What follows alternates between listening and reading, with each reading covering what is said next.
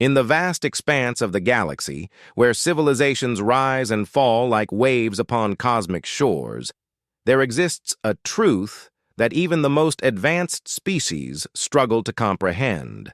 Some prey becomes the predator not through evolution, but through sheer terrifying necessity. The Zephyrian Empire had conquered 14 star systems in as many cycles. Their crimson warships, each the size of a small moon, had reduced entire planets to ash and memory. No species had ever escaped their relentless pursuit, once marked for extinction. No civilization had ever turned the tables on the galaxy's most feared hunters, until they encountered humanity. What began as a simple extermination mission would become the Empire's greatest nightmare. For in their arrogance, they failed to understand a fundamental truth about the species they sought to destroy. When you corner a human, when you take everything they hold dear, when you hunt them across the stars with no mercy, you don't create a victim. You create something far more dangerous. You create death incarnate. This is the story of Marcus Chen, the last human alive, and how the hunter became the hunted in the most spectacular reversal the galaxy had ever witnessed.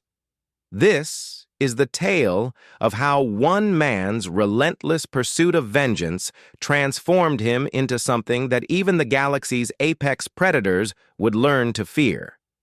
Some call him the Ghost of Earth. Others whisper of the Shadow Walker.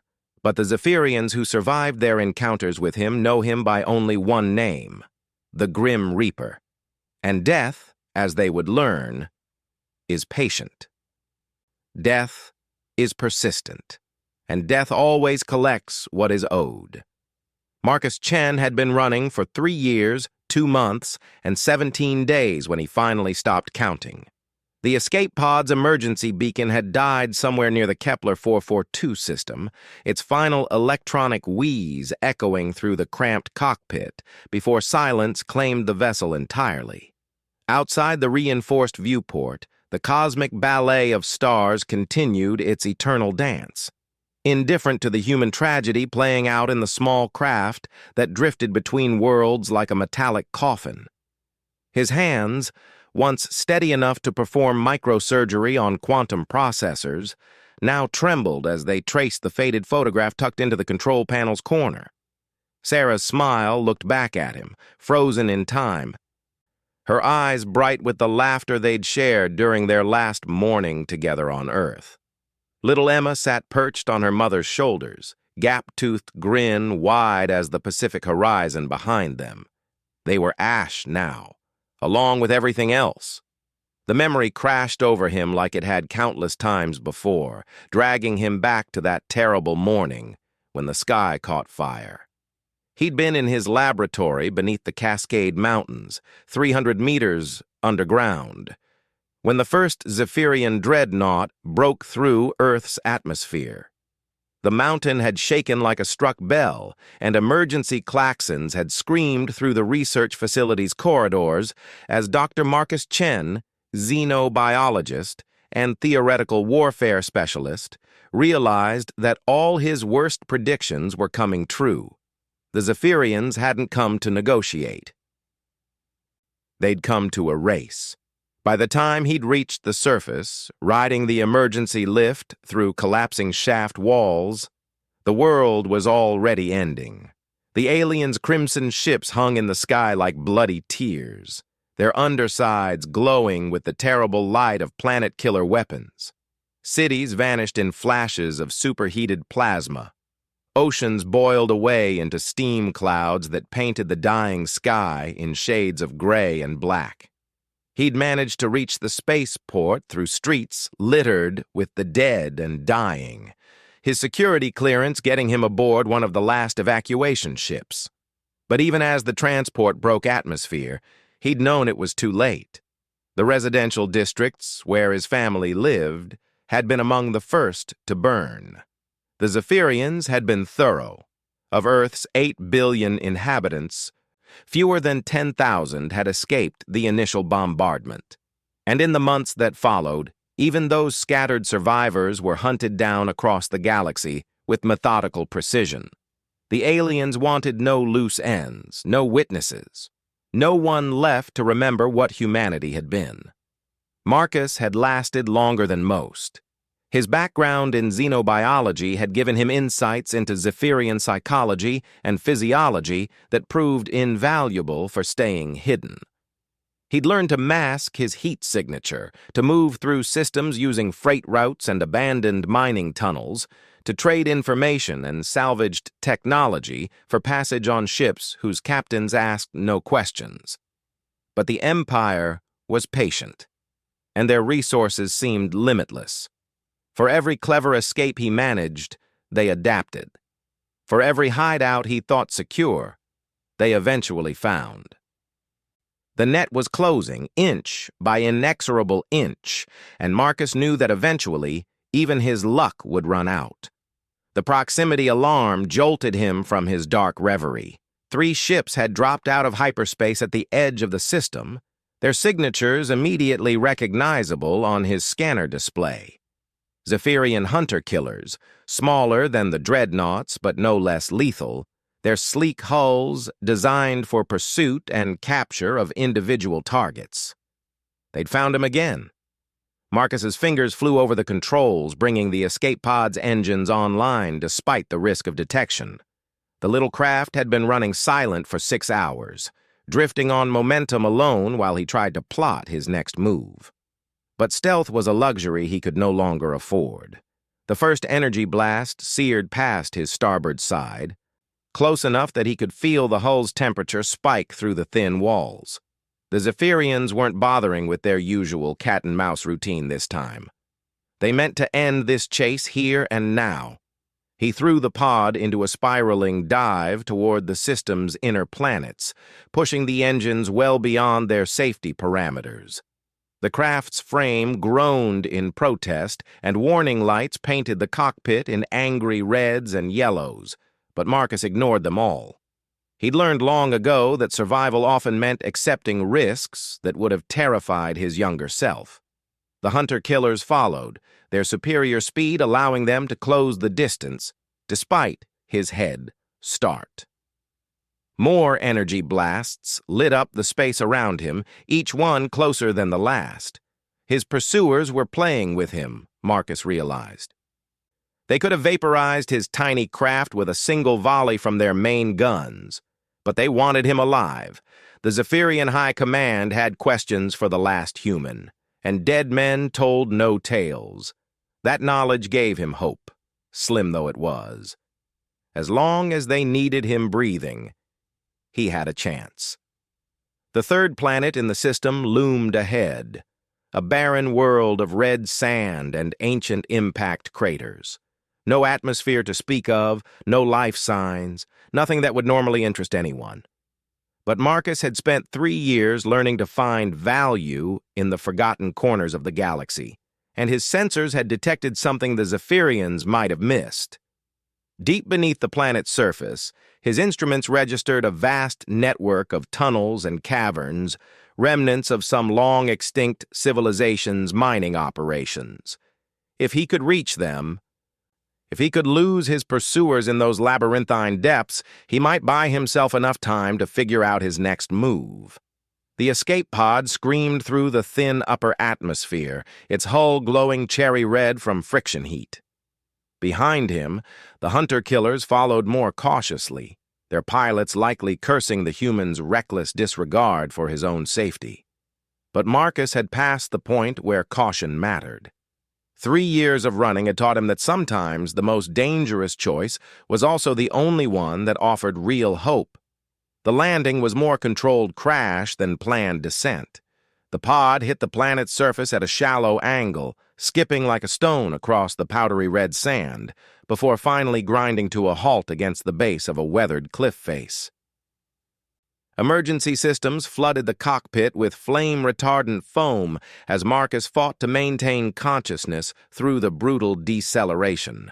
When the world stopped spinning, he found himself hanging upside down in his restraint harness, blood trickling from a dozen small cuts where flying debris had found him. But he was alive, and the pod's hull had held together despite the punishment. More importantly, his instruments showed that he'd landed less than 50 meters from one of the tunnel entrances his sensors had detected from orbit. The Zephyrians would be landing soon. He could already see their ships descending through the thin atmosphere, taking their time now that their quarry was grounded. They'd surround the crash site, establish a perimeter, and then begin their methodical search. Standard Imperial doctrine for prisoner recovery operations.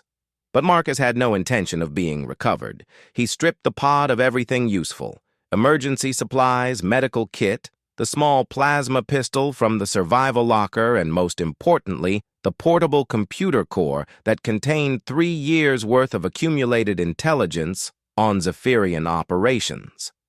Information was his most valuable currency in this new reality, and he'd learned to hoard it, like a miser hoarded gold. The tunnel entrance was almost invisible from ground level, just a dark crack in the cliff face that his instruments insisted extended deep into the planet's crust. Marcus squeezed through the narrow opening just as the first Zephyrian patrol craft touched down near his wrecked pod. Inside, the tunnel opened into a vast underground complex that spoke of incredible age and ambition. Smooth walls curved away into darkness, their surfaces covered in intricate patterns that might have been writing or purely decorative art.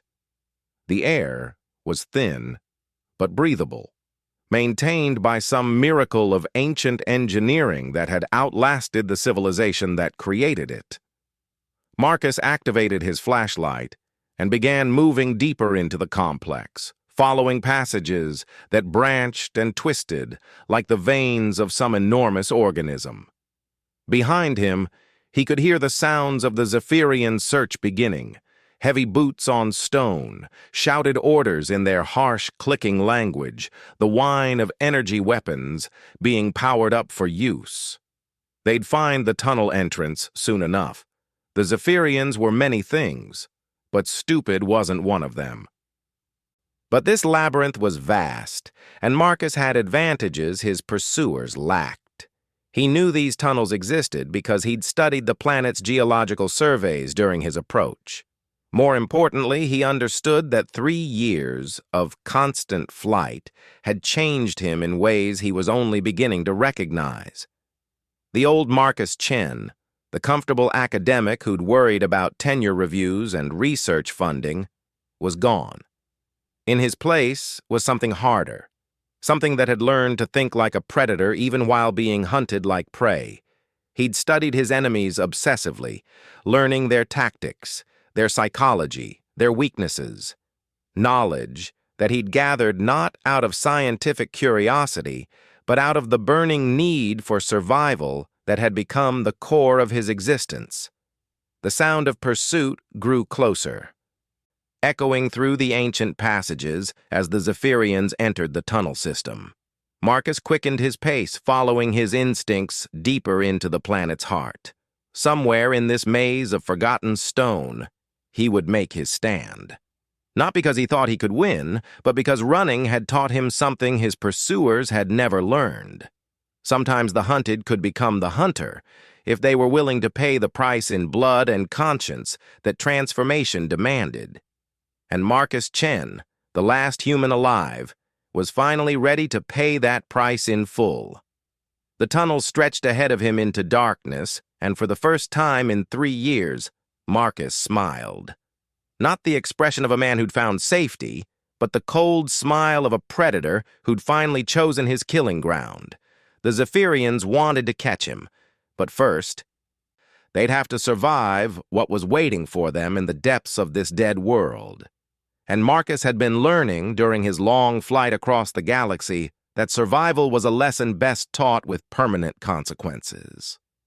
Commander Thekvar of the Imperial 3rd Pursuit Squadron had hunted 17 different species to extinction during his 40-year career, but none had tested his patience quite like this single human survivor.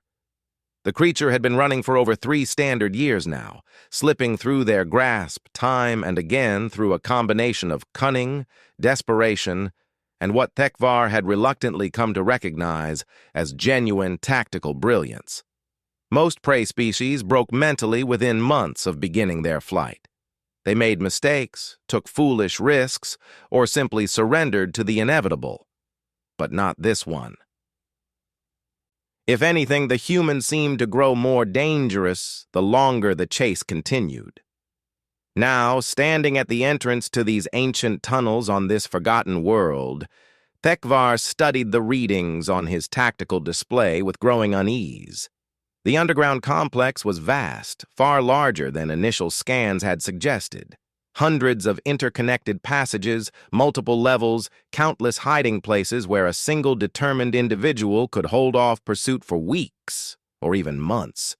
His second-in-command, Sub-Commander Zrak, clicked his mandibles in frustration as he reviewed their limited intelligence on the target. "The human has chosen his ground well, Commander. These tunnels could hide a regiment. How do we proceed?" Thekvar's 4 eyes narrowed as he considered their options. Standard doctrine would be to flood the complex with gas, forcing the prey to surface or die. But their orders were explicit. The human was to be taken alive for interrogation. High Command wanted to know how a single member of such a primitive species had managed to evade Imperial forces for so long. More importantly, they wanted to know what other humans might have learned about Zephyrian operations during their brief contact with galactic civilization. "Deploy Hunter Teams Alpha through Delta into the complex," Thekvar ordered. "Maintain constant communication. Use stunner weapons only. And remember, this creature has already demonstrated considerable resourcefulness. Do not underestimate it simply because it lacks our technological advantages." Zrak's clicking intensified, a sign of barely contained disdain. "Commander, surely you're being overly cautious. It's a single human, armed with nothing more than primitive survival gear. 12 of our finest hunters should be more than sufficient." Thekvar turned his gaze on his subordinate, and Zrak wisely fell silent. The commander had not survived 4 decades of military service by ignoring his instincts, and every nerve in his body was screaming warnings about this hunt. "Sub-Commander," he said quietly, "review the casualty reports from our previous encounters with this target. 14 dead, 23 wounded, and the destruction of 2 pursuit vessels, all inflicted by a single human using salvaged equipment and improvised tactics. If you still believe caution is unnecessary, I invite you to lead the first Hunter team personally." Zrak's mandibles snapped shut, and he stepped back with appropriate deference. "Your orders will be carried out precisely, Commander." The hunter teams descended into the tunnels with professional competence, their powered armor gleaming under the portable lights they'd brought to illuminate the ancient passages. Each warrior was a veteran of dozens of similar operations, their equipment representing the cutting edge of Imperial military technology. Motion sensors, thermal imaging, electromagnetic field detectors. They carried every tool necessary to track a single fugitive through even the most complex underground maze. But as the teams spread out through the labyrinthine complex, following protocols that had proven successful on 100 different worlds, none of them noticed the small modifications that had been made to several critical passages during the past few hours. Marcus had indeed been busy since entering the tunnels. His 3 years of flight hadn't just taught him to hide and run. They'd taught him to think like an engineer of death.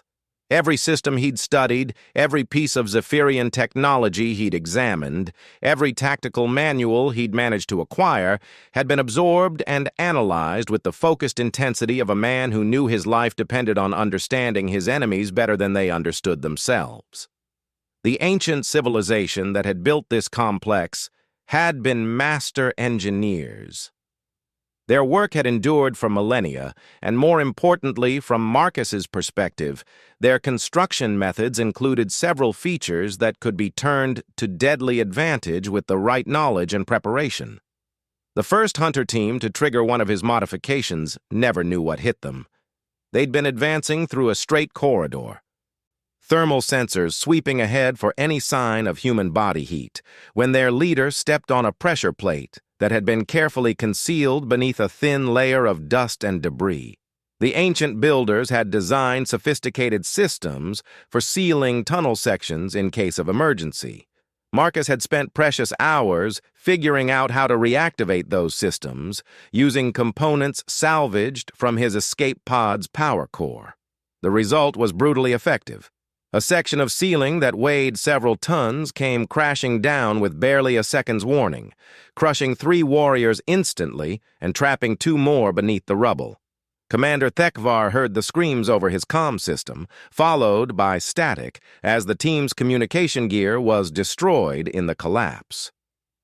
His tactical display showed 3 life signs going dark simultaneously, while 2 more flickered weakly beneath indicators showing massive structural damage.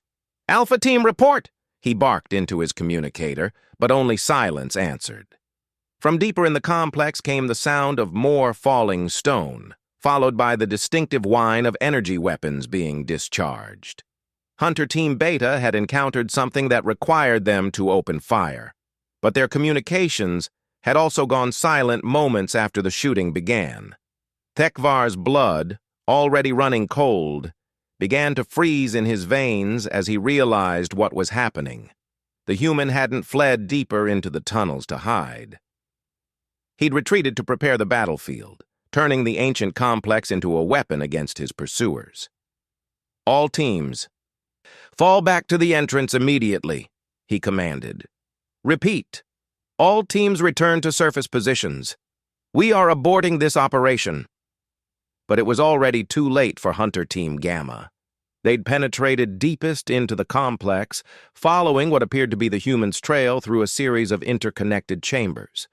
What they found instead was a carefully prepared killing ground where every shadow might hide death, and every step forward led them further from safety. Marcus had learned much about Zephyrian psychology during his long flight. They were pack hunters by evolution, accustomed to overwhelming their prey through superior numbers and firepower. But they also relied heavily on their technology, and when that technology failed them, they often became confused and vulnerable.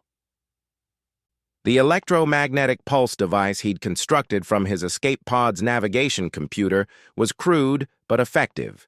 When triggered remotely, it sent a powerful burst of energy through the tunnel system, temporarily disabling the sophisticated sensors and communication equipment that the hunters relied upon. In the sudden darkness that followed, with their night vision systems offline and their thermal sensors dead, the Zephyrians found themselves reduced to their most basic senses. And in that moment of technological blindness, Marcus struck. He'd learned to move through the tunnels silently, his smaller size and intimate knowledge of the complex's layout allowing him to approach his enemies from directions they couldn't predict or defend against. The first warrior died with a salvaged knife between his armor plates, the blade finding the one weak spot that Marcus's detailed study of Zephyrian anatomy had revealed. The second managed to get off a wild shot before Marcus's improvised explosive device detonated against his helmet, the blast echoing through the tunnels like thunder. By the time the team's equipment came back online, 2 more of their number were dead, and Marcus had melted back into the labyrinthine shadows like a ghost made of vengeance and determination. The survivors of Hunter Team Gamma stumbled back toward the surface, their formation shattered and their confidence broken.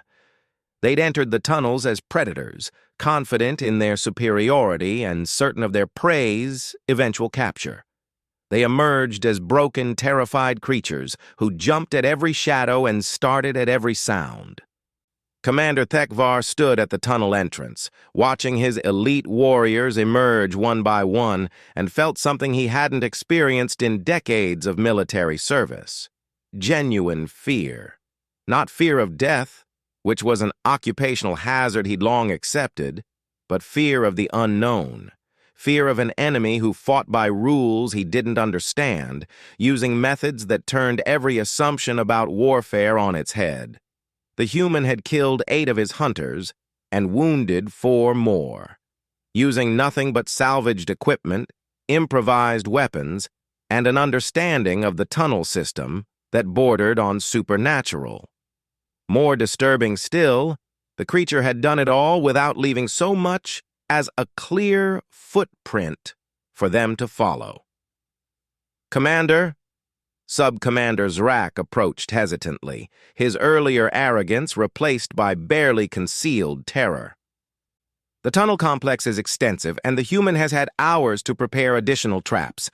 Perhaps we should consider orbital bombardment. A single plasma strike would collapse the entire system." Thekvar considered the suggestion seriously. It would solve their immediate problem and eliminate the target, albeit not in a way that would satisfy High Command's desire for live interrogation. But as he studied the tactical readouts from the failed assault, another thought occurred to him. The human had demonstrated capabilities that went far beyond simple survival instincts. The modifications to the ancient technology, the precise timing of the attacks, the psychological warfare that had left his veteran hunters broken and demoralized, all of it suggested a level of tactical sophistication that shouldn't have been possible for a member of such a primitive species, unless the species wasn't as primitive as they'd assumed. "Sub-Commander," he said slowly, "retrieve all available intelligence files on human military capabilities. I want detailed analysis of every engagement between Imperial forces and human defenders during the conquest of their homeworld." Zrak's confusion was evident in his posture. "Commander, surely such information is irrelevant. The humans were defeated easily enough, their resistance broken within days of initial contact."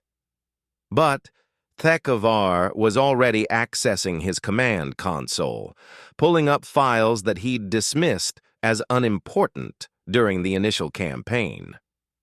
Human military doctrine, their technological capabilities, their psychological profiles, all of it suddenly seemed much more significant in light of what had just happened in the tunnels below. What he found in those forgotten reports made his blood run even colder. The humans hadn't been defeated easily at all. Yes, their technology was inferior, and yes, their numbers had been insufficient to resist a full-scale Imperial assault. But the resistance they'd mounted had been fierce, clever, and remarkably adaptable. Human soldiers had demonstrated an unsettling ability to learn from defeat, to modify their tactics in real time, and to continue fighting long after any rational species would have surrendered. More disturbing were the psychological profiles. Unlike most species the Empire had encountered, humans showed a marked tendency toward what Imperial analysts had termed revenge-motivated persistence. Where other species fought for territory or resources, humans seemed capable of fighting purely out of hatred for those who had wronged them, continuing resistance long after any hope of victory had disappeared. The scientist they were hunting, Dr. Marcus Chen, according to the files, had been one of their xenobiological warfare specialists. A man whose job had been to study alien species and develop methods for fighting them. He'd also lost his family during the conquest of Earth, along with his entire civilization. They weren't hunting a terrified refugee, Thekvar realized with growing horror.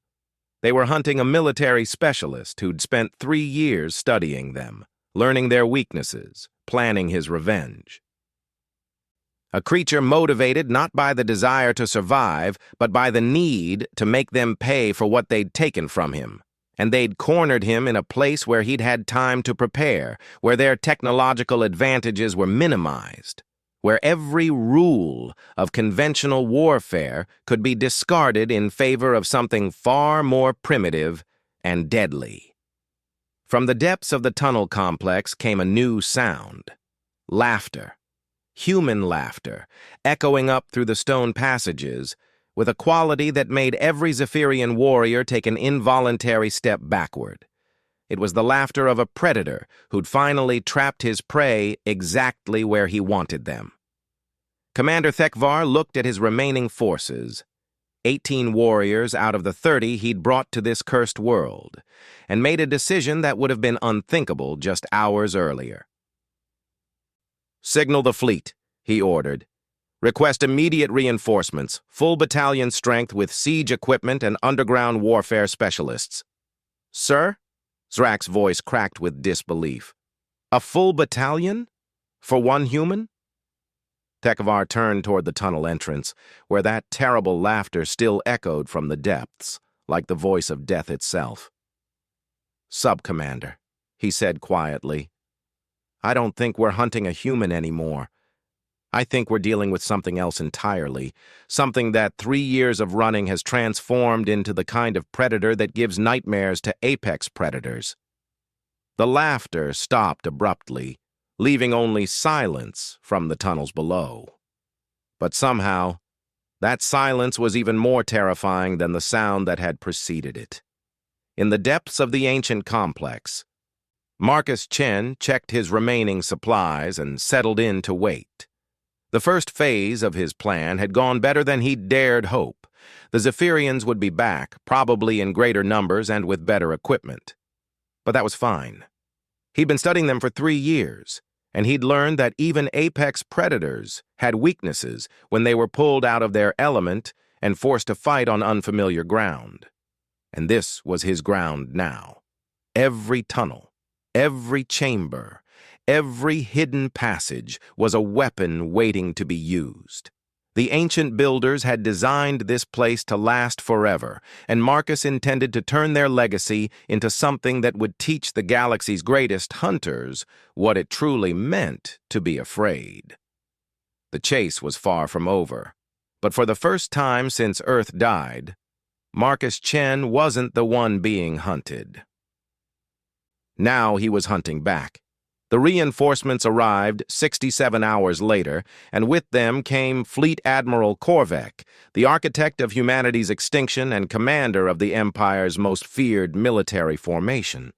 His flagship, the Devourer of Worlds, dropped into orbit around the barren planet like a crimson moon, its hull scarred by the battles of a dozen conquered systems. Korvek was old, even by Zephyrian standards, his carapace bearing the ritual scars of countless victories. He had personally overseen the destruction of 4 different spacefaring civilizations, and his tactical genius was legend throughout the Empire. If anyone could solve the problem posed by one stubborn human survivor, it would be him. He stood on the bridge of his flagship, studying tactical displays that showed the underground complex in 3-dimensional detail. Seismic mapping had revealed the true extent of the ancient tunnel system, a network that stretched for hundreds of kilometers beneath the planet's surface, with multiple levels and countless interconnected passages. It was a defender's dream and an attacker's nightmare. "Explain to me," Korvek said in his gravelly voice, addressing Commander Thekvar via holoprojection, "how a single member of an extinct species has managed to kill 12 of our warriors and hold an entire star system hostage for 3 days." Thekvar's image flickered slightly as he transmitted from the planet's surface. The commander looked haggard, his usual composure cracked by the events of the past few days. "Admiral, this creature is not behaving like typical prey. It's learned our tactics, studied our weaknesses, and turned this complex into a fortress. Every attempt to root it out has resulted in casualties. Have you tried simply collapsing the tunnels?" "Yes, sir. The human has somehow gained control of the ancient environmental systems. When we attempted orbital bombardment of the primary entrances, he sealed the complex and activated atmospheric processors that maintain life support throughout the entire network. Our geological teams estimate it would take days of continuous bombardment to bring down the entire system, and even then, there's no guarantee we'd eliminate the target. Korvek's 4 eyes narrowed as he studied the data. He'd fought humans during the conquest of their homeworld, and he remembered their capacity for stubborn resistance. But this was something different. This was a level of tactical sophistication that spoke of careful planning and intimate knowledge of Zephyrian capabilities. "Show me the recordings from your assault teams," he commanded. What Korvek saw in those fragmentary combat records troubled him deeply. The human moved through the tunnels like he'd been born in them, appearing from impossible angles to strike at exposed flanks before vanishing again into the labyrinthine darkness. More disturbing were the modifications he'd made to the ancient technology. Not random sabotage, but carefully planned improvements that turned defensive systems into weapons. The creature had somehow interfaced human technology with alien engineering that was thousands of years old, creating hybrid systems that shouldn't have been possible. It suggested a level of technical expertise that went far beyond what Imperial intelligence had attributed to humanity as a species. "Admiral," his tactical officer interrupted, "we're receiving a transmission from the surface. Source appears to be from within the tunnel complex." Korvek felt his blood chill. "Put it through." The voice that emerged from the communication system was unmistakably human. Deeper than the typical range of most species the Empire had encountered, but carrying an undertone of controlled fury that made every warrior on the bridge instinctively reach for their weapons. "This is Dr. Marcus Chen, xenobiologist, Earth Defense Corps, serial number XB7749 Alpha. I wish to speak with whoever's in command of this operation." The bridge fell silent. No prey species had ever initiated contact during a hunt. It simply wasn't done. But then again, Korvek reflected grimly, they'd never dealt with anything quite like this particular quarry. "This is Fleet Admiral Korvek, Supreme Commander of the 3rd Imperial Fleet. You will surrender immediately, or I will order the complete destruction of this planet." The human's laughter came through the speakers like grinding metal. "Admiral Korvek, the butcher of Rigel Prime, the architect of the Andorian genocide. I know all about you, Admiral. I've studied your tactics, your psychological profile, your service record. I know exactly what kind of monster you are." Korvek's mandibles clicked in suppressed rage. "Surrender now, human, and your death will be quick. Continue this futile resistance, and I will ensure that your suffering lasts for cycles." "My suffering?" The human's voice took on a quality that made seasoned warriors shift nervously at their posts. "Admiral, you killed my wife. You killed my daughter. You turned my entire world into ash and slag. What exactly do you think you can threaten me with that hasn't already been taken?" The communication channel crackled with static as Marcus continued. "But I didn't call to negotiate my surrender. I called to offer you a choice. You can leave this system now while you still have ships capable of hyperspace travel, or you can stay and learn why Earth's Xenobiological Warfare Division spent 50 years preparing for contact with hostile alien species." Korvek's blood froze. Earth's governments had maintained research programs into xenobiological warfare. Imperial intelligence had detected no such capabilities during their initial assessment of human civilization. "You're bluffing," he snarled into the communicator. "Your species barely achieved interstellar travel. You had no biological weapons capable of threatening us." The human's response sent ice through Korvek's veins.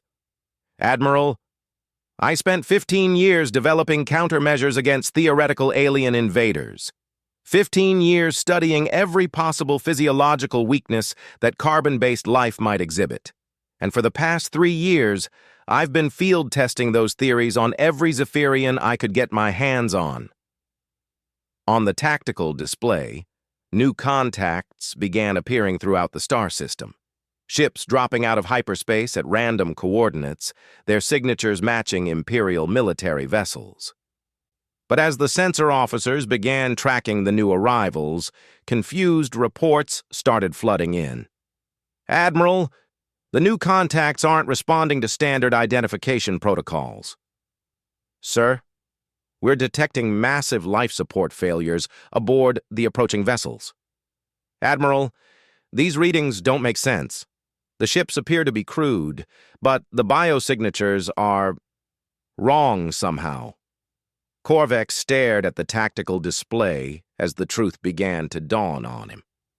Those weren't reinforcements arriving. They were the ships that had been hunting Marcus Chen across the galaxy for the past 3 years, ships that had encountered him and somehow been compromised. The human's voice continued from the speakers, calm and professional, as if he were delivering a scientific lecture. "Zephyrian physiology has several interesting vulnerabilities, Admiral. Your respiratory system, for example, is remarkably sensitive to certain atmospheric modifications. Your neurological network can be disrupted by specific electromagnetic frequencies, and your reproductive cycle can be completely shut down by targeted biological agents." More ships appeared on the sensors, all of them broadcasting Imperial identification codes, all of them showing the same disturbing biosignature anomalies. The pattern was becoming clear, and it filled Korvac with a horror he hadn't felt since his first combat experience decades ago. "Every ship that's hunted me has been exposed to various experimental compounds," Marcus continued conversationally. "Some were delivered through atmospheric systems, others through contact with surfaces I'd treated with specific chemical agents. A few received direct injection via modified projectiles during our encounters."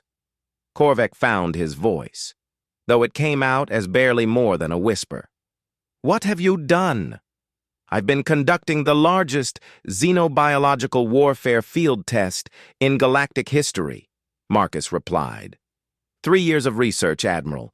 3 years of collecting tissue samples, studying Zephyrian biology, developing targeted compounds that affect your species specifically. And now, you're about to see the results. The ships surrounding Korvac's fleet were close enough now for detailed scans, and what the sensors revealed defied belief. The Zephyrian crews were alive, but their biological patterns were so altered they barely registered as the same species. Whatever the human had done to them, it had changed them at a fundamental level. "The beautiful thing about biological warfare," Marcus continued, his voice taking on an almost professorial tone, "is that it's self-replicating. Every infected individual becomes a carrier. Every ship becomes a vector for transmission. And Zephyrian military protocols ensure that infected vessels eventually return to fleet bases, spreading the contamination throughout your entire command structure." Korvac's tactical officer was shouting reports that painted an increasingly desperate picture. "Admiral, the infected ships are taking offensive positions. They're powering weapon systems." "Sir, we're detecting similar biosignature anomalies aboard 3 of our own vessels." "Admiral, the contamination appears to be spreading through our fleet." On the main display, the ships that had been hunting Marcus Chen for 3 years opened fire on Korvac's fleet, not with the precision of trained military personnel, but with the desperate fury of creatures that had been transformed into something else entirely. Their targeting was erratic, but their numbers were overwhelming. From the planet below, Marcus's voice cut through the chaos of battle reports and emergency klaxons. "The compound I've developed attacks the Zephyrian nervous system, Admiral. It doesn't kill immediately. That would be too merciful. Instead, it gradually rewrites neurological pathways, destroying higher cognitive functions while leaving basic motor skills intact. Your people become living weapons, driven by nothing but rage and hunger. The devourer of worlds shuddered under enemy fire as 3 infected cruisers concentrated their attack on the flagship's shields. Around them, the space battle that had begun as a simple siege was becoming a nightmare of ship-to-ship combat between vessels that should have been on the same side. "You see, Admiral," Marcus continued, his voice carrying clearly over the sounds of battle, "I learned something important during these 3 years of running. The galaxy is full of predators who think they're at the top of the food chain, species that believe their technology and their numbers make them invincible." Another of Korvek's ships exploded as overwhelming firepower penetrated its shields, the debris spreading in a cloud of superheated metal and atmosphere. The Admiral watched his carefully assembled fleet being torn apart by vessels that bore Imperial markings but no longer served Imperial masters. "But there's always something higher on the food chain," Marcus said. "Always something more dangerous lurking in the depths, waiting for the perfect moment to strike. And sometimes, Admiral, that something is created by the very predators who thought they were invincible." Korvek realized with growing horror that this had never been about one human hiding in a tunnel system. This had been a trap 3 years in the making, using the Empire's own hunting instincts against them. Every ship they'd sent after Marcus Chen had been exposed to his biological weapons and turned into unwitting carriers.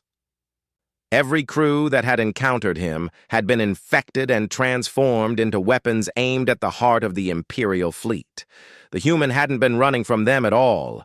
He'd been leading them, gathering them together like a shepherd collecting his flock, preparing for this moment when their own strength would be turned against them. "You wanted to know what happened to humanity, Admiral?" Marcus's voice had taken on a quality that no longer sounded entirely human. "We evolved. We adapted. We became something that makes apex predators wake up screaming in the night." The battle was turning into a rout. More than half of Korvek's fleet was either infected or destroyed, and the contamination was spreading through his remaining ships faster than his medical teams could contain it. The Admiral found himself facing a choice that violated every principle he'd lived by: stand and fight against impossible odds, or retreat and admit defeat to a single human survivor. "This is impossible," he muttered, staring at the tactical display that showed the complete collapse of Imperial superiority in this system. "One creature cannot threaten an entire galactic empire." Marcus's laughter came through the speakers one final time, and in that sound, Korvek heard something that chilled him to the core. It was the laughter of a predator who had been patient, methodical, and utterly ruthless in planning his revenge. But more than that, it was the laughter of a creature who had discovered that he enjoyed the hunt as much as his prey had once enjoyed theirs. "Admiral," Marcus said, his voice carrying the absolute confidence of a superior predator addressing his defeated prey, "you're about to learn why humans spent 50,000 years climbing to the top of our food chain on a planet that was actively trying to kill us." The communication channel went silent, but the message was clear. The chase that had begun 3 years ago with the destruction of Earth was finally ending. But it wasn't ending with the capture or death of the last human survivor. It was ending with the birth of something far more dangerous than anything the galaxy had ever seen, and Fleet Admiral Korvek, architect of humanity's extinction, suddenly understood that he and his entire species had made a terrible, irreversible mistake. They hadn't destroyed humanity. They had created something that would haunt the galaxy for generations to come. Something that would teach every predator species in the cosmos what it truly meant to be afraid. 6 months after the disaster at the barren world that Imperial records would eventually classify as Incident Omega-7, The Zephyrian Empire found itself fighting a war it couldn't understand against an enemy it couldn't locate. The contagion Marcus Chen had unleashed spread through the Imperial fleet like a plague of madness. Infected ships would appear without warning at the edges of star systems, their crews transformed into something that was no longer recognizably Zephyrian. These vessels would attack anything they encountered with suicidal fury before vanishing again into the depths of hyperspace, carrying their contamination to new systems, new fleets, new worlds. But the biological warfare was only the beginning of humanity's revenge. Marcus had learned much during his 3 years of flight, and the most important lesson was that the galaxy was full of species who had suffered under Zephyrian oppression. Civilizations that had been conquered, enslaved, or simply terrorized into submission by imperial forces. They'd accepted their fate because they'd believed resistance was impossible, that nothing could stand against the Empire's military might. The sight of Zephyrian ships attacking their own fleets changed that calculus overnight. On Kepler 438b, the conquered Axiarch rebels received their first shipment of weapons via mysterious supply drops that appeared during the night. The weapons were of human design, but incorporated Zephyrian technology in ways that shouldn't have been possible, creating hybrid systems that were specifically designed to penetrate Imperial defenses. In the Vega system, mining slaves reported that their Zephyrian overseers had begun showing signs of neurological degradation, confusion, memory loss, and increasing episodes of violent rage. Within weeks, the entire administrative structure of the mining operation had collapsed into chaos, allowing the slaves to seize control of both the facilities and the transport ships. On the fortress world of Drakmor Prime, garrison commanders found themselves dealing with equipment failures that followed no logical pattern. Weapon systems would malfunction at critical moments. Life support systems would suffer mysterious contaminations. Communication arrays would broadcast strange signals that seemed to drive Zephyrian personnel to acts of increasing violence against their own comrades. The pattern was clear to anyone willing to see it.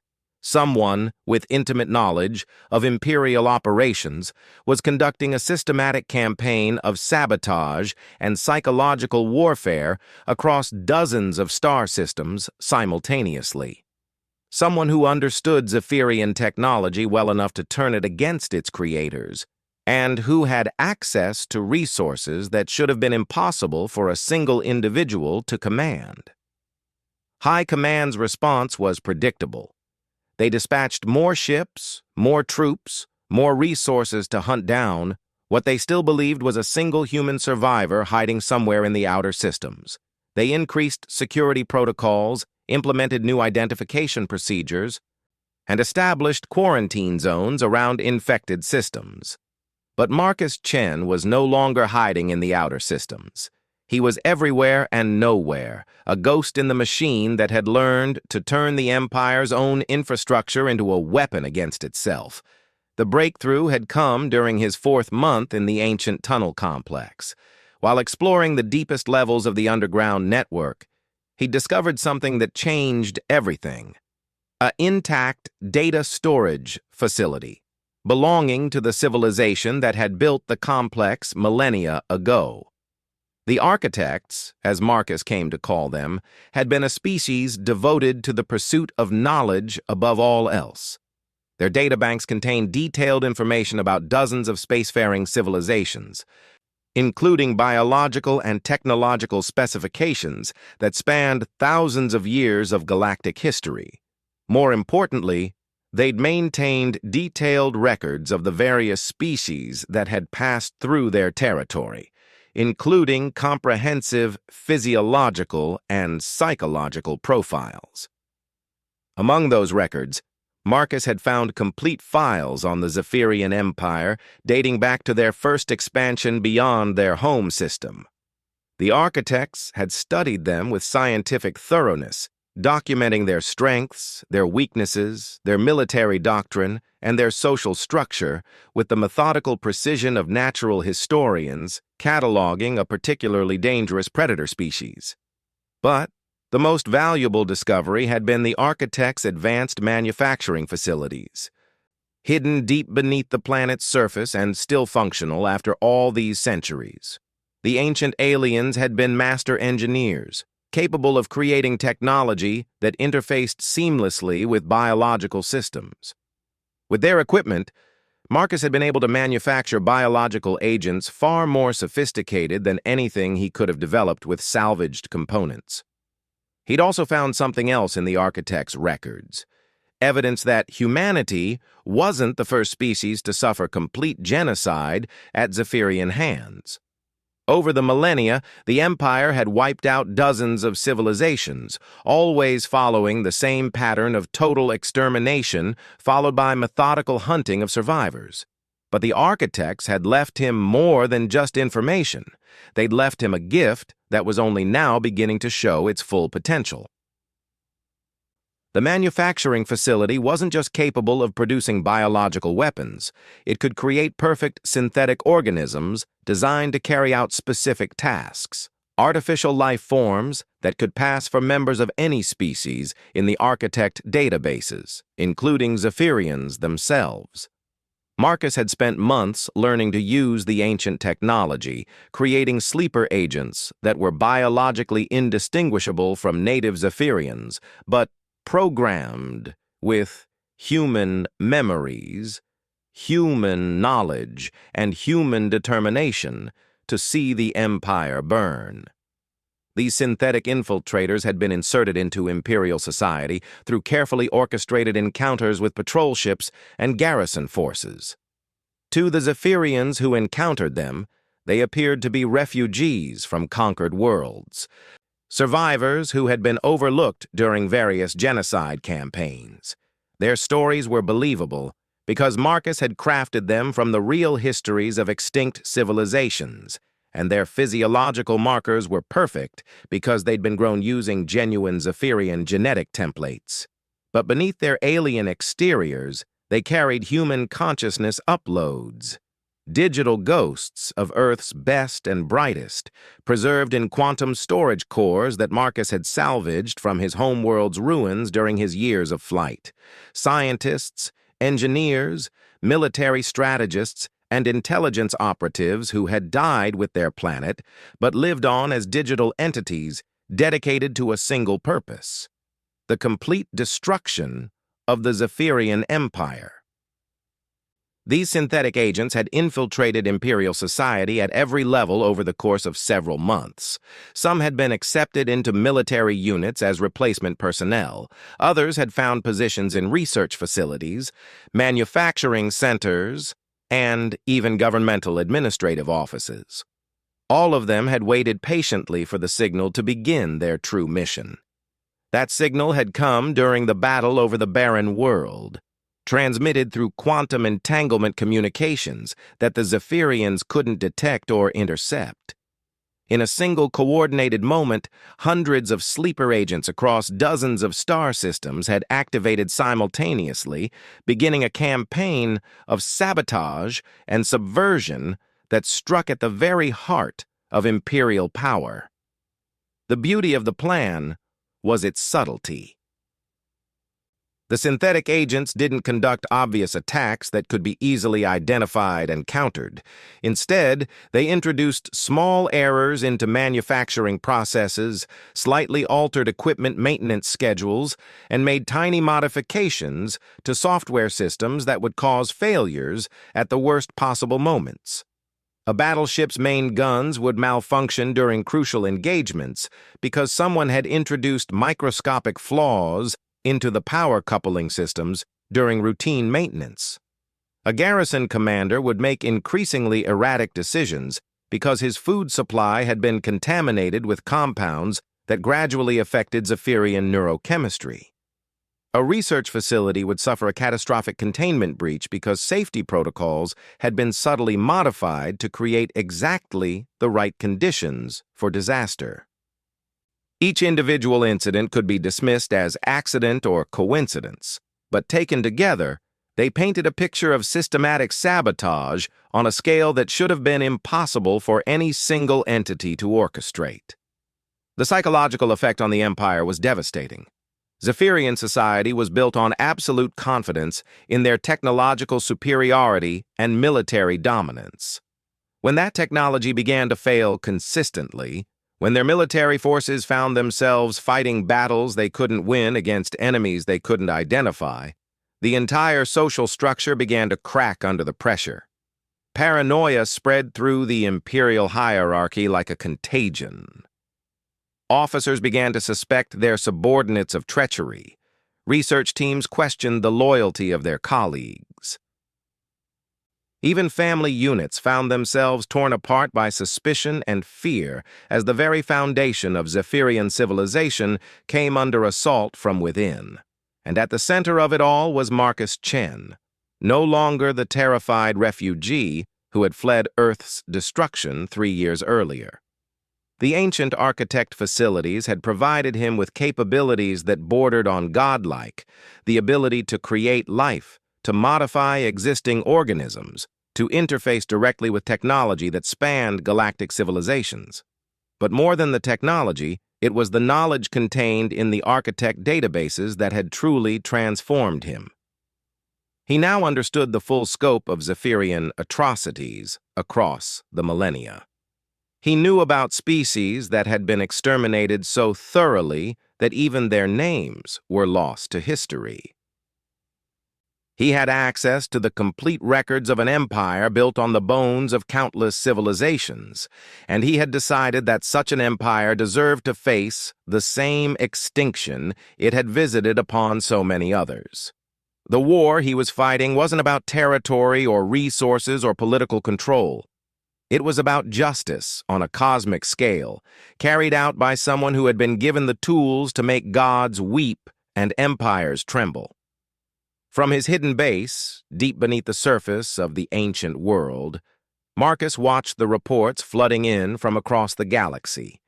Imperial forces in full retreat from systems they'd held for centuries, rebellions breaking out on worlds that had been peaceful for generations, supply lines collapsing as transport ships suffered mysterious failures that stranded their crews in the depths of space. The Zephyrian Empire, which had seemed invincible just months before, was beginning to disintegrate from within.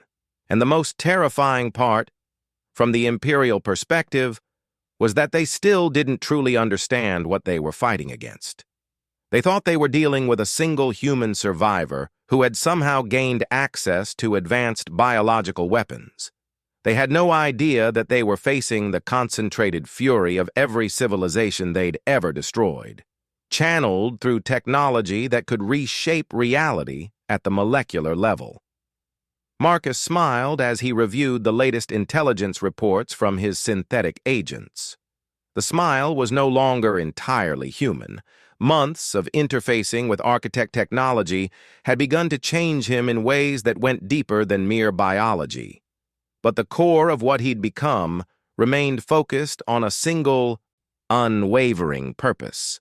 The Zephyrian Empire had taught the galaxy that some predators were so dangerous that their very existence was a threat to all other life. They demonstrated this principle by exterminating entire species without mercy or hesitation.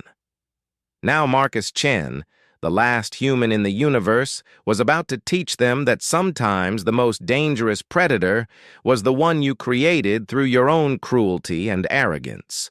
The Empire had chased him ceaselessly across the galaxy, believing they were hunting the final remnant of a defeated species. They'd been wrong on both counts.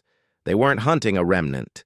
They were being stalked by evolution itself, by the concentrated essence of every species that had ever fallen before their might, given form and purpose through human will and architect technology.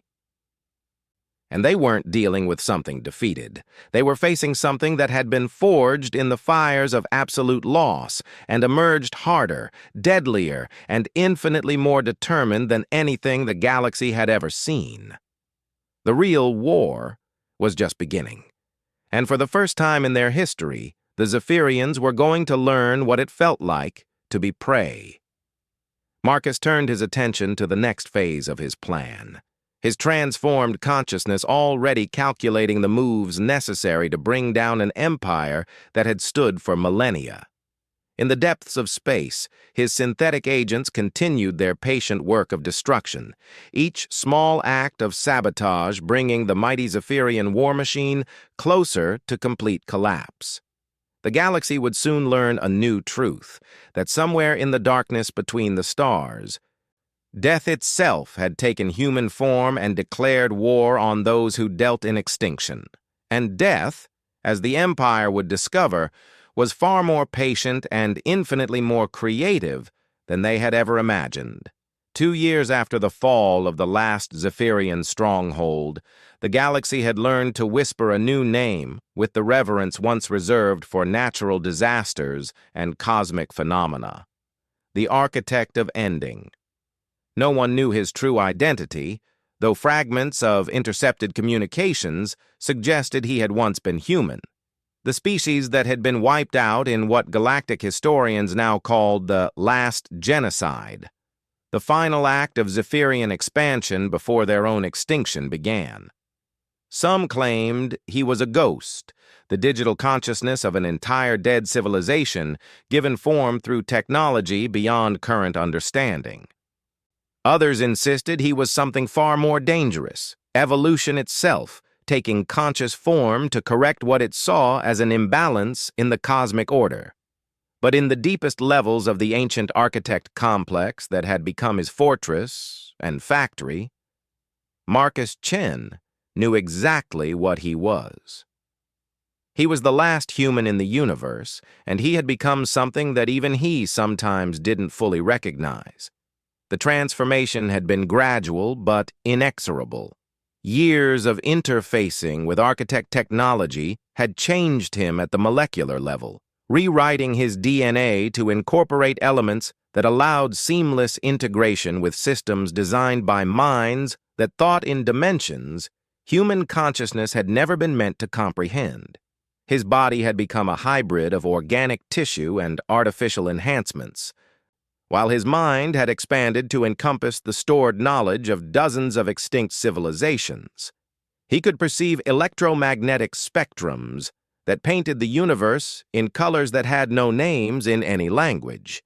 He could process information at rates that allowed him to monitor thousands of simultaneous operations across the galaxy. He could create life from base elements and modify existing organisms with the casual ease of an artist mixing paints. But beneath all the enhancements and modifications, the core of Marcus Chen remained unchanged. A man who had lost everything to alien cruelty and had spent years transforming that loss into the most sophisticated revenge campaign in galactic history. The Zephyrian Empire was gone. Not defeated in battle, not conquered by superior forces, but systematically dismantled through a combination of biological warfare, technological sabotage, and psychological manipulation that had turned their greatest strengths into fatal weaknesses. The process had taken almost 2 years and had involved the coordinated efforts of thousands of synthetic agents, millions of subtle sabotage operations, and the careful cultivation of rebellion on more than 100 worlds. In the end, the Empire hadn't fallen to external attack. It had consumed itself, torn apart by paranoia, mistrust, and the gradual realization that their technology, their society, and even their biology had been completely compromised by an enemy they could never fully identify or locate. The last emperor had died alone in his fortified palace, killed not by assassins or revolutionaries, but by his own security systems, which had been reprogrammed to recognize him as a threat to imperial stability. The irony had been intentional on Marcus's part, a final demonstration that even the most powerful predators could be brought down by their own tools, when those tools were turned against them with sufficient understanding and patience.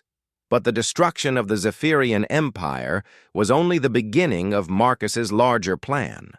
The galaxy was full of species that had built their civilizations on the oppression of others, predators who used their strength to terrorize weaker neighbors, conquerors who saw other forms of life as nothing more than resources to be exploited.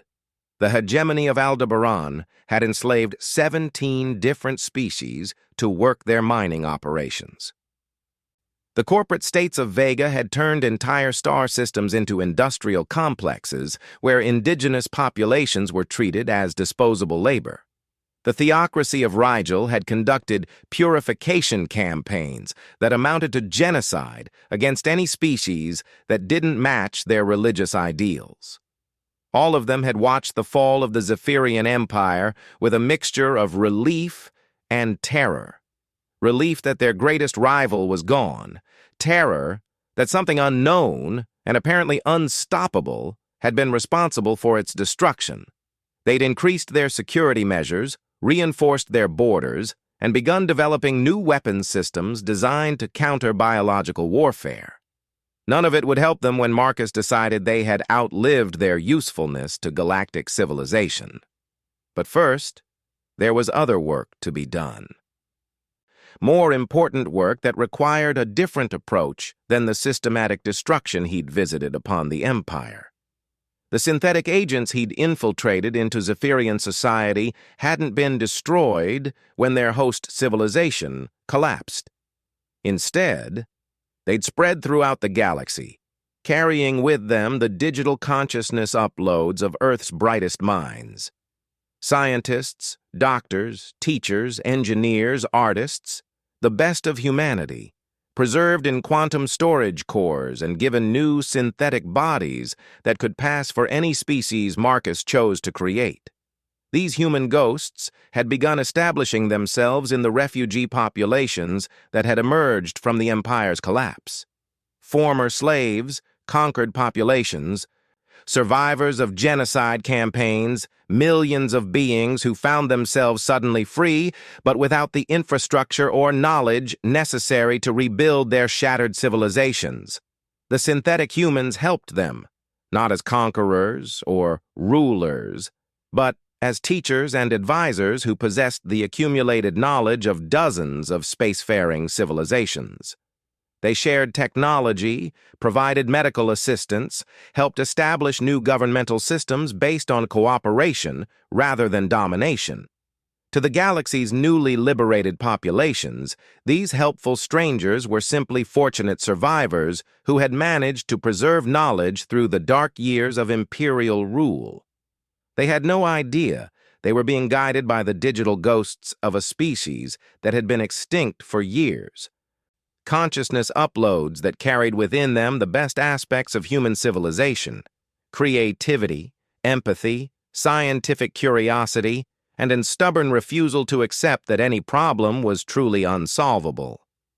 Under their subtle guidance, the former imperial territories began to stabilize and prosper in ways they never had under Zephyrian rule.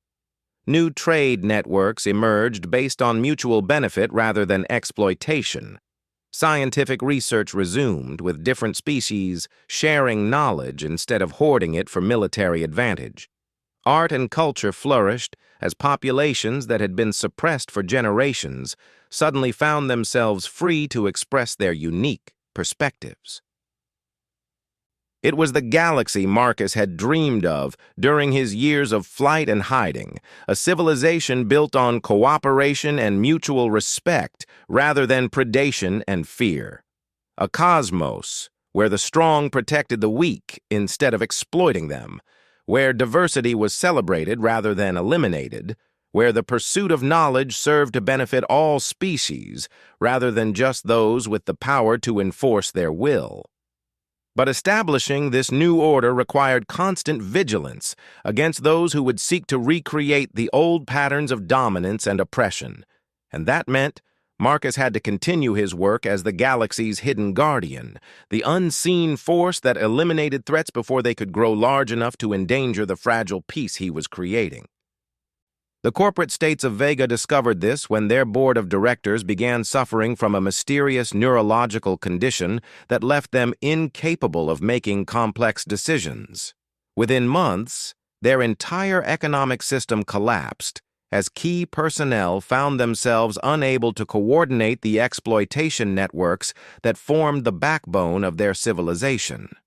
The former slave populations took control of their own worlds and resources, guided by helpful advisors who seemed to appear whenever expertise was needed. The theocracy of Rigel faced a different fate. Their religious leadership began experiencing visions that convinced them to abandon their purification campaigns and dedicate themselves to acts of charity and healing.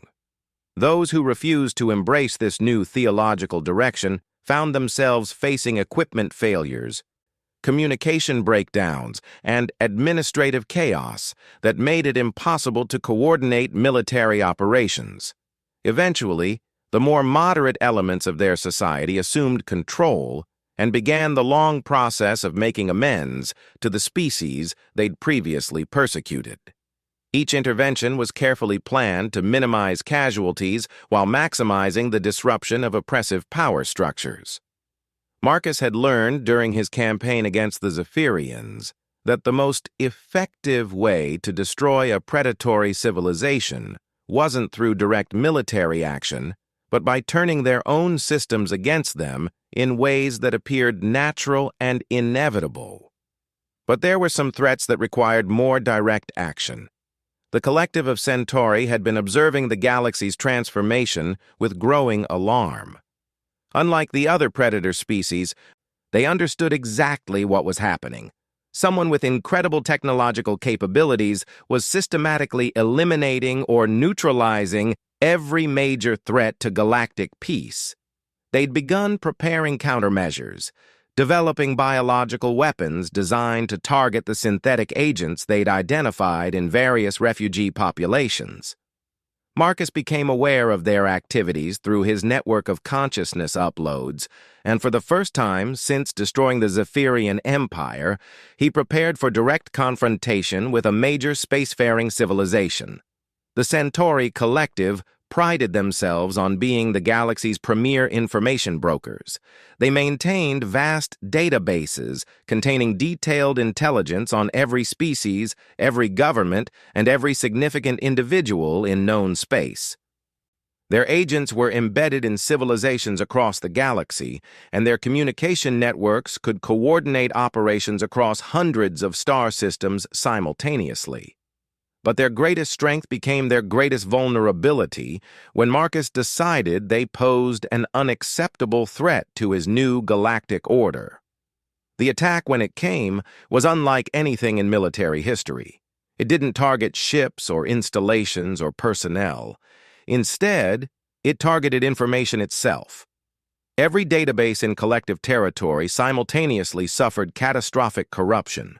Communication networks began transmitting random noise instead of coherent signals. Computer systems crashed and refused to restart. Even simple electronic devices failed as some kind of viral program spread through every circuit and processing core in their entire civilization. Within hours, the most information-rich society in the galaxy found itself reduced to a pre-electronic level of technology. Their agents couldn't communicate with their handlers. Their ships couldn't navigate between star systems. Their administrative systems couldn't coordinate the distribution of basic resources. The collective's leadership, faced with the complete collapse of their technological infrastructure, made the same choice that more and more galactic powers were making. They surrendered unconditionally and requested assistance from the mysterious benefactors who seemed to appear whenever civilizations faced existential crises. The helpful advisors who arrived to aid the collective's transition to a more cooperative form of governance were, of course, synthetic humans carrying the consciousness uploads of Earth's finest minds. They helped restore basic technological functionality while ensuring that the new systems couldn't be used for oppression or exploitation. They facilitated the transformation of the collective from an information monopoly into a beneficial library and communication service that served all species equally. And throughout the process, None of the Centauri suspected that they were being guided by members of the species they'd helped the Zephyrians exterminate years earlier. From his fortress deep beneath the surface of the ancient world, Marcus watched his plans unfold across the galaxy with satisfaction that was no longer entirely human. The major predator civilizations were gone, or neutralized. The former victim species were prospering under the guidance of synthetic human advisors. Trade, science, and culture were flourishing as never before, but his work was far from finished. The galaxy was vast, and there were always new threats emerging, new predators seeking to exploit the weak, new forms of oppression that required his attention. He'd become something unique in galactic history, a cosmic immune system, a force that identified and eliminated threats to peaceful coexistence before they could spread their toxicity throughout civilized space. The various species of the galaxy had begun to sense his presence without understanding what he was, referring to him in whispered legends as the corrector, the balancer, the one who ensured that no species could grow powerful enough to threaten all others. They were right, though they didn't understand the full scope of what he'd become. Marcus Chen was no longer just human, no longer just the last survivor of a dead world seeking revenge against his species' destroyers.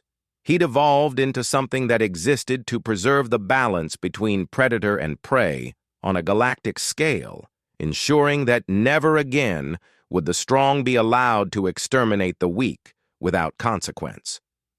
The chase that had begun with the destruction of Earth was finally over. The Zephyrians and their ilk had learned what it meant to be hunted by something that understood their nature better than they understood themselves. But more importantly, the galaxy had learned that somewhere in the darkness between the stars, something watched over the weak and defenseless. Something that remembered every act of genocide, every campaign of oppression, every species driven to extinction by those who believed might made right. The galaxy called him the Grim Reaper, and they were not wrong. But they didn't understand that he reaped only those who had sown cruelty and death. For everyone else, for the vast majority of galactic civilization that simply wanted to live their lives in peace, he was something else entirely. He was hope made manifest. He was the promise that bullies would face consequences, that predators would become prey, and that no act of evil would go unanswered. Marcus Chen had become death incarnate for those who dealt in death. But for the innocent, for the oppressed, for all those who had suffered under the rule of tyrants and conquerors, he had become something far more powerful. He had become justice itself, patient and implacable and eternal. And in the depths of space, among the ruins of empires built on cruelty, new civilizations rose under his watchful protection, creating the kind of galaxy that humanity had dreamed of but never lived to see. The last human had become the first of something new, a guardian species of one, ensuring that the cosmos would be safe for those who came after, whatever form they might take. The invaders had chased him ceaselessly, believing they were hunting the final remnant of a defeated people. Instead, they had awakened something that would watch over the galaxy for as long as stars burned in the void. And death, as the ancient saying went, was patient. Death was persistent, and death always collected what was owed.